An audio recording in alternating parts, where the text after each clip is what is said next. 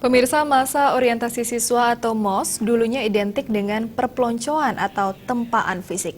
Namun kini fenomena tersebut perlu diubah dengan mengarahkan siswa pada hal-hal yang positif. Demikian diungkapkan Kepala SMK PGRI 3 Denpasar, Inengah Madiat Nyane di Denpasar.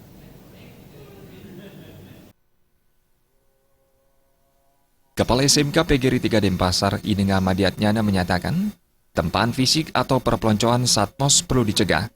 Hal itu diganti dengan pelaksanaan MOS yang sejuk, seperti ceramah oleh akademisi yang kompetensi, bakti sosial, serta pemberantasan sarang nyamuk. Penutupan MOS juga dilaksanakan di hotel. Alasannya, sebagai sekolah yang berkonsentrasi di bidang pariwisata, sudah selayaknya siswa diperkenalkan sejak dini dengan suasana lingkungan hotel sebagai tempat kerjanya kelak. Ada satu hal yang mungkin berbeda dari kami juga dari tahun ke tahun. Biasanya kami lakukan di luar sekolah, kemudian mengenal lingkungan. Tetapi di dalam MOS juga di sana tersirat bahwa masa orientasi siswa ini adalah pengenalan lingkungan belajar. Di SMK PGRI 3 ini adalah sekolah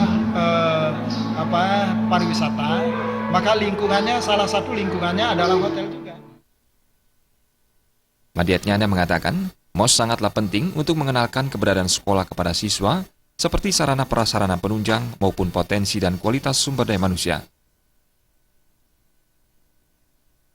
Di SMK PGRI 3 memang di dalam pembukaannya kita selalu berpedoman kepada aturan yang ada, tetapi bedanya di sini adalah kita buat memang pembukaannya bernuansakan budaya dan sejuk.